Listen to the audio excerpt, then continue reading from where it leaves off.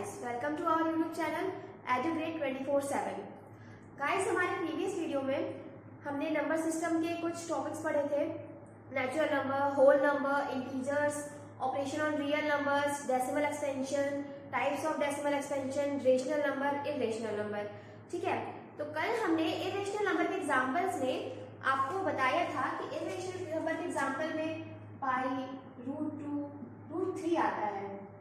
ठीक है, तो अब आपके माइंड में ये क्वेश्चन होगा कि पाई की वैल्यू तो हम लोग कोई भी क्वेश्चन सॉल्व करते हैं तो पाई की वैल्यू हम लोग 22/7 ले लेते हैं। ठीक है, और अगर इसको देखें तो ये p/q के फॉर्म में तो है क्योंकि वैल्यू 0 भी नहीं है और इन दोनों का कोई कॉमन फैक्टर भी नहीं है। ठीक है, तो आप ये सोच रहे होंगे कि इसको हम लोग इरेशनल एग्जाम्पल में क्यों लेते हैं। ये तो रेशनल है, लेकिन जब आप जब आप इसको ऑपरेट करेंगे, इसको डिवाइड करेंगे तो इसकी जो वैल्यू होगी वो 3.14 ऐसे करके आगे बढ़ती जाती है। ठीक है, इसकी अभी तक कोई अप्रोक्सीमेट वैल्यू नहीं आई है कि हम लोग इसको रेशनल मान सके या इसकी कोई एक ऐसी वैल्यू हो जो इसको रेशनल प्रूव कर सके। वो तो हम लोग प्रॉब्लम सॉल्व करने के लिए इसको अप्रोक्स 22/7 या अप्रोक्स 3.14 ले लेते हैं, नहीं तो इसकी अभी तक कोई भी अप्रोक्सीमेट वैल्यू नहीं आई है।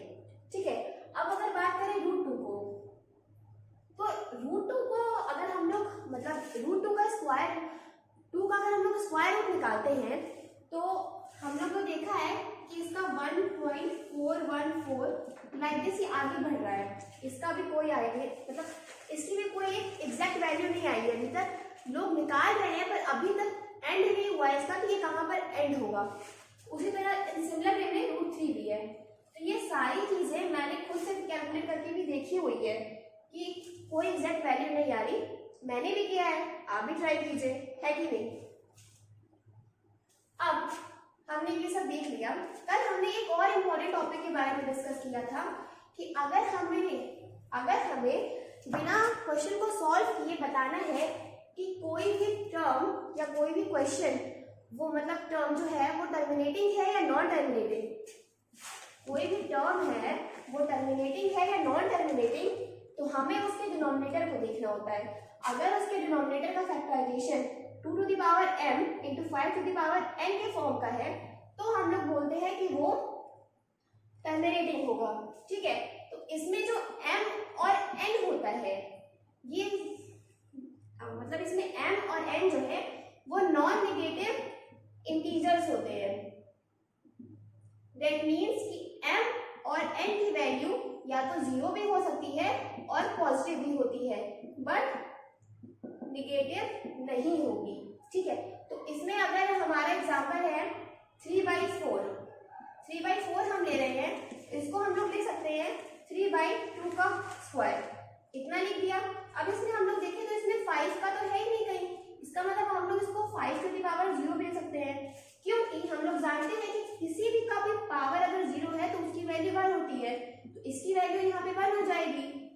तो ये 2m × 5n के फॉर्म में हो रहा है। ठीक है, ये हो गया। अब हम कल के जितने भी टॉपिक्स थे वो सारे कवर हो चुके हैं। अब हम आज से नया टॉपिक स्टार्ट करेंगे, नंबर सिस्टम का ही है, जो कि है हमारा कि अगर कोई भी 2 नंबर दिया है तो उनके बीच का नंबर हमको फाइंड करना होता है। मतलब कि we have to find numbers between 2 rational numbers और 2 irrational numbers। ठीक है, हमारा टॉपिक यही है कि अगर कोई भी 2 नंबर दिया हुआ है, चाहे वो रेशनल हो चाहे वो इरेशनल हो, तो उसके बीच के जो नंबर होंगे उसको हम लोग कैसे फाइंड करेंगे। ठीक है, तो पहले हम लोग स्टार्ट करते हैं रेशनल नंबर से।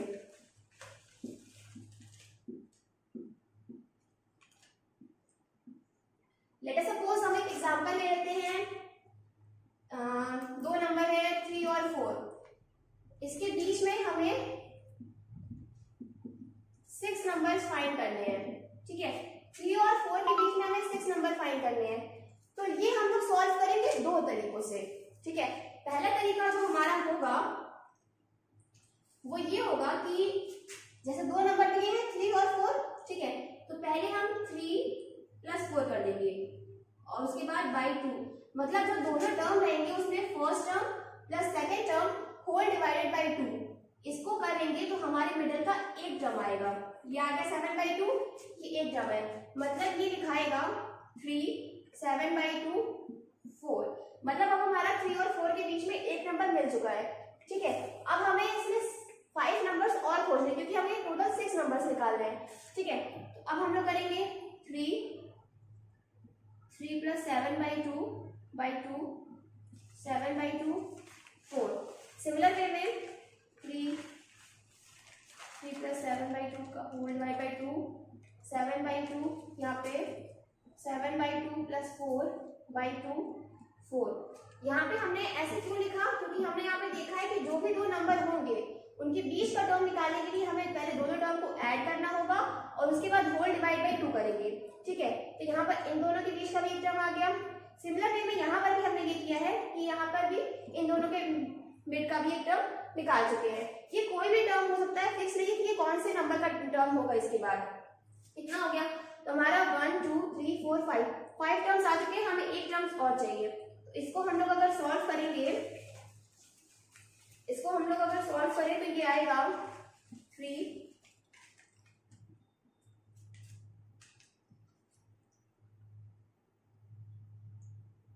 13/4 7/2 7/2 + 4/2 और ये 4।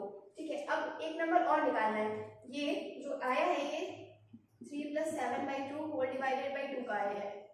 ठीक है, इसको इजी फॉर्म में करने पे ये आया 3, फिर यहाँ पे 3 + 13/4/2, ये 13/4 7/2 और ये 7/2 + 15/4 का होल बाई 2 15/4 और ये 4। तो ये first second third fourth fifth, ये 5 टर्म और आ गए। अब एक और टर्म निकाल लेते हैं, जो कि हमारा हो जाएगा ये 3 + 13/4 whole divide by 2 13/4 7/2 7/2 + 15/4 whole divide by 2 15/4 ये 15/4। अब 15/4 + 4 होल डिवाइडेड बाई 4 और ये 4, मतलब ये फर्स्ट सेकेंड थर्ड फोर्थ ये फिफ्थ और ये 6 टर्म हो गया। ठीक है, तो हमने मतलब इसी मेथड को फॉलो करते हुए कि जो भी दो टर्म रहेंगे उनके बीच के टर्म को निकालने के लिए अगर एक टर्म को निकालना है तो उन दोनों टर्म्स को ऐड करके होल डिवाइडेड बाई 2 करेंगे। ठीक है, तो ऐसे करके हमारे जितने नंबर आते जाएंगे उनके बीच के नंबर हम लोग निकालते जाएंगे। तो इसको हम लोग पूरा सिंप्लीफाई करेंगे तो हमारे टर्म्स आ जाएंगे। इसको सिंप्लीफाई करेंगे तो फर्स्ट टर्म ये हमारा सेकेंड है सिंप्लीफाइड, थर्ड भी सिंप्लीफाइड, 4 को सिंप्लीफाइड करेंगे, फिफ्थ सिंप्लीफाइड है, उसी तरह 6 को सिंप्लीफाइड कर देंगे। ये हमारा फर्स्ट मेथड था। अब हम लोग चलेंगे सेकंड मेथड पे। सेकंड मेथड इससे भी थोड़ा इजी पड़ता है, पर आपको क्वेश्चन में कोई भी करने को बोल सकता है। अगर आपको ज्यादा मार्क्स से क्वेश्चन में बोल रहा है तो आप ये लॉन्ग मेथड यूज कर सकते हैं, और अगर आपको कम मार्क्स से क्वेश्चन में करना है तो हम जो दूसरा मेथड बता रहे हैं आप उसे भी यूज कर सकते हैं। ठीक है, तो हमारा जो सेकंड मेथड है ये था हमारा फर्स्ट मेथड जो हमने डिस्कस किया। अब आता है हमारा सेकंड मेथड। हमारा सेकंड मेथड क्या है कि हमें इन दोनों के बीच में 6 नंबर्स निकालने हैं, है ना, 6 नंबर्स निकालने हैं हमें। तो हम लोग क्या करेंगे 6 + 1 कर देंगे, तो 6 + 1 हो गया 7। अब अगर हम लोग ये बात जानते हैं कि अगर हम लोग 7/7 करेंगे तो उसकी वैल्यू 1 आएगी। तो अगर हम लोग 3 में 7/7 कर देते हैं तो भी कोई फर्क नहीं पड़ेगा। क्यों? क्योंकि 7/7 की वैल्यू 1 है, हमने ऊपर भी 7 से मल्टीप्लाई किया, नीचे भी 7 से मल्टीप्लाई किया, तो ये हो जाए, इसको अगर इक्वेट करेंगे तो ये हो जाएगा 21/7। ठीक है, मतलब यहाँ पर अगर हमने ऊपर और नीचे दोनों से 7 से मल्टीप्लाई किया तो इसमें कोई प्रॉब्लम नहीं हुई है। क्यों? क्योंकि इसकी वैल्यू 1 है, तो 1 से किसी भी नंबर को मल्टीप्लाई करते हैं तो वो नंबर इटसेल्फ होता है, तो कोई प्रॉब्लम नहीं है यहाँ पे। ये 21/7 आ गया। उसी तरह अगर हम लोग 4 में करेंगे तो 4 × 7/7 = 28/7। ठीक है, तो अब हमारा आ गया कि 3 is equal to 21/7 and 4 equals to 28/7. This means कि अब हमें जो निकालना है वो 21/7 और 28/7 के टर्म्स निकालने हैं। तो ये तो और भी इजी हो गया हमारे लिए, हम लोग लिख सकते हैं इजली 22/7, 23/7, 24/7, 25/7, 26/7 and 27/7। 1 2 3 4 5 6 ये हमारे 6 टर्म्स आ गए। ठीक है, तो अगर रेशनल नंबर दिया है तो उसके हम लोग मिड के नंबर्स, मतलब रेशनल नंबर के कोई भी दो नंबर के बीच के नंबर चाहे वो कितने भी डिजिट हो, हम लोग निकाल सकते हैं इजीली इस फॉर्म में। ठीक है, ये हो गया। अब हम लोग नेक्स्ट डिस्कस करेंगे अगर हमें इरेशनल नंबर्स के बीच का नंबर्स निकालना हुआ। तो अगर हमें इरेशनल नंबर्स के बीच का नंबर निकालना है तो अब स्टार्ट करते हैं इरेशनल नंबर से। रेशनल नंबर हो चुका है, अब इरेशनल नंबर। इरेशनल नंबर में मान लीजिए हम एग्जाम्पल लेते हैं कि हमें 3 और 5 के बीच का, सॉरी जस्ट अ मिनट,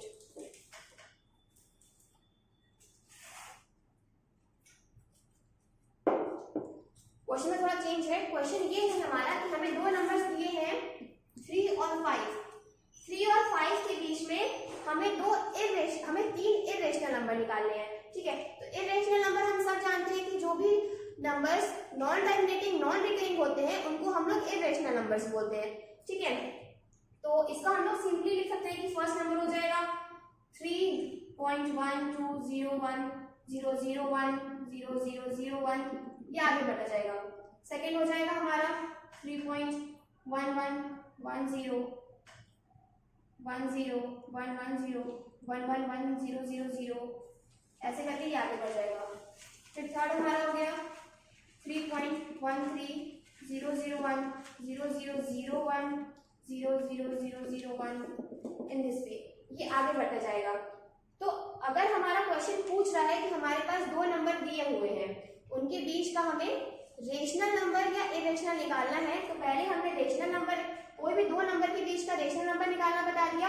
अब ये था कोई भी दो नंबर के बीच का इरेशनल नंबर निकालने का। अभी इरेशनल के और फॉर्म, ये तो सिंपल फॉर्म हो गया, अभी एक और फॉर्म बताते हैं। जो दूसरा फॉर्म है वो रूट वाले फॉर्म नंबर के बीच का आएगा, वो थोड़ा इंपॉर्टेंट है, उसको ध्यान से देखिएगा। अब हमारा क्वेश्चन है कि हमें दो इरेशनल नंबर बताने हैं √2 और √3 के बीच में। ठीक है, दो नंबर हमारा दिया है √2 और √3, इसके बीच में हमें दो इरेशनल नंबर बताने हैं।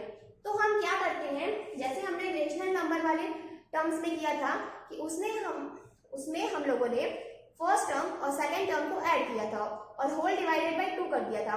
तो यहाँ हल्का सा चेंज आएगा, बस यहाँ हमें फर्स्ट टर्म और सेकेंड टर्म को ऐड नहीं करना होगा।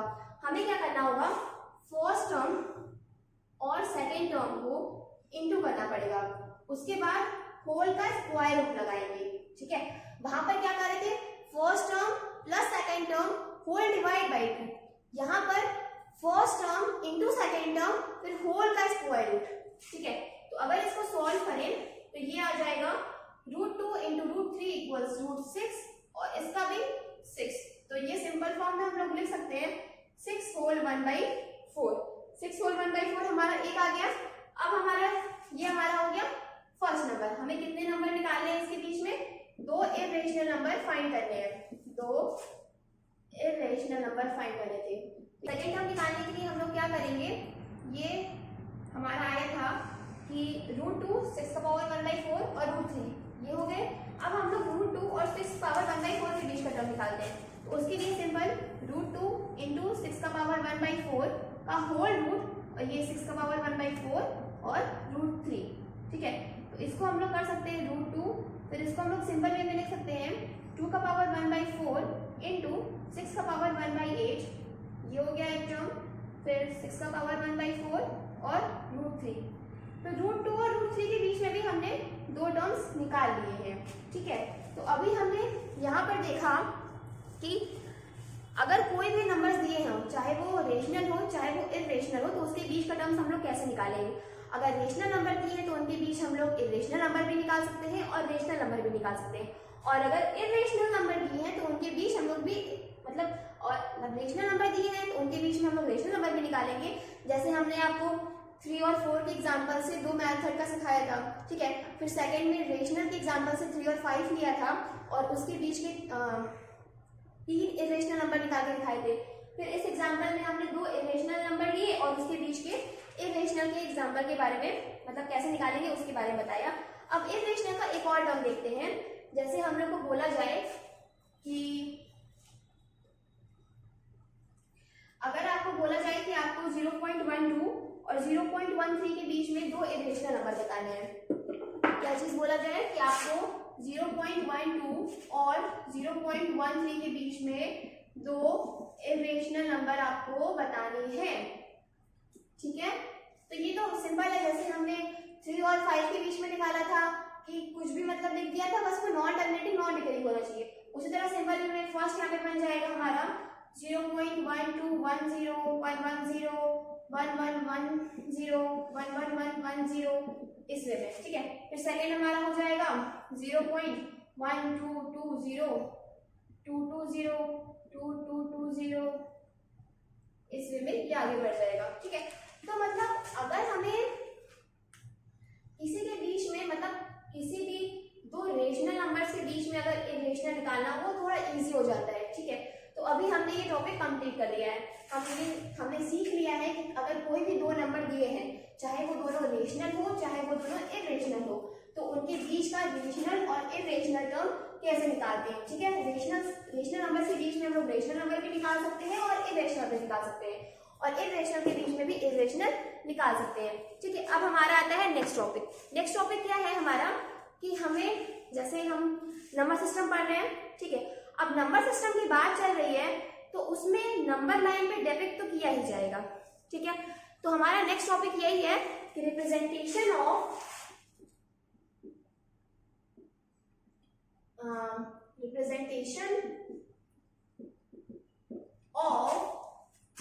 रेशनल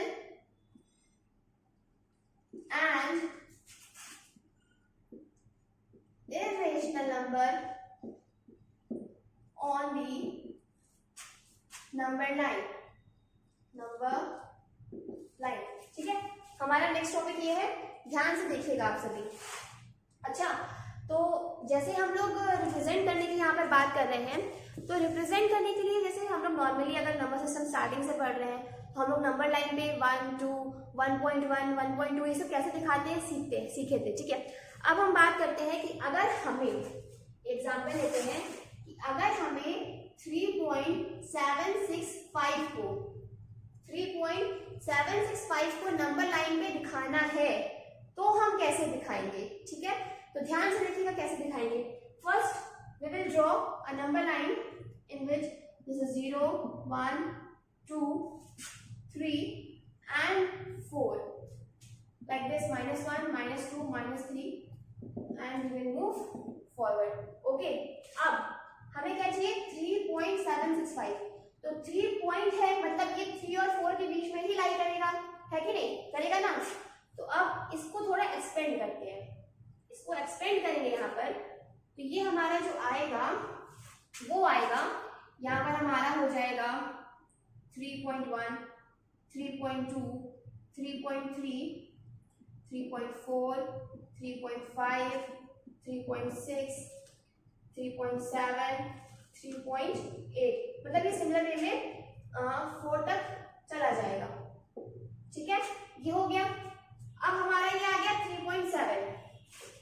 3.765 है तो उसमें 3.7 तक तो यहाँ पर आ गया। अब हमें 3.7 के आगे भी चाहिए 65, तो मतलब ये 3.7 और 3.8 के बीच में लाई करेगा, है ना, ठीक है। तो उसी तरह हम लोग जैसे यहाँ पे 3 और 4 को एक्सपेंड किए थे, अब हम लोग 3.7 और 3.8 को एक्सपेंड करेंगे, ठीक है। उसको एक्सपेंड करेंगे तो ये आएगा कुछ इस तरीके से 3.71 3.72 3.73 3.74 3.75 3.76 3.77 ये इसी में आगे जाएगा, ठीक है। तो अब हमें ये रहा 3.76 ये मिल गया है, हमें निकालना क्या था 3.765, तो हमें 3.76 तक मिल गया है। अब इसके बाद 5 भी है, तो इसका मतलब ये 3.76 और 3.77 के बीच में ही लाई करेगा। ठीक है, तो अब हम लोग इसको भी एक्सपेंड करेंगे। इसको एक्सपेंड करेंगे तो ये हो जाएगा 3.76 और 3.77 है, इसको एक्सपेंड किया तो ये आया हमारा 3.761, 3.762, 3.763, 3.764, 3.765, 3.766। तो हमें निकालना क्या था 3.765, ये वैल्यू हमारी आ गई यहाँ पर 3.765। मतलब हम स्टार्टिंग से एक्सटेंड करते करते करते करते यहाँ पर आ गए। ठीक है, अब जैसे हमें 3/4 के बीच का नंबर निकालना था तो हमने उसको एक्सपेंड किया, हम लोग उसको डायरेक्टली एक्सपेंड तो कर नहीं पाएंगे, हमें उसको मैग्नीफाई करना पड़ेगा।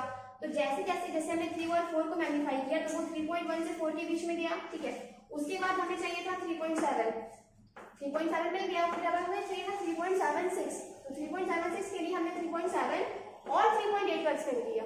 ठीक है, उसके बाद एक्सपेंड करने पे हमें 3.76 मिला और हमें लास्ट में क्या चाहिए था 3.765, तो उसको भी एक्सपेंड करने के लिए हमने 3.76 और 3.77 का एक्सपेंड किया, तो हमारा 3.765 आ गया। तो ये जो मैग्नीफाई करते जा रहे हैं हम लोग, इस प्रोसेस को ही बोलते हैं प्रोसेस ऑफ सक्सेसिव मैग्निफिकेशन। ठीक है, क्या बोलेंगे, प्रोसेस ऑफ सक्सेसिव मैग्निफिकेशन। तो ये हो गया हमारा फर्स्ट फॉर्म कि इस फॉर्म को हम लोग नंबर लाइन पे कैसे डिनोट करेंगे। अब आते हैं हमारे सेकंड फॉर्म पे। 3.765 हो गया। अब कुछ हम लोग रूट वाले टर्म्स को भी डिनोट करते हैं, आखिर उनको कैसे रिप्रेजेंट किया जाएगा नंबर लाइन पे।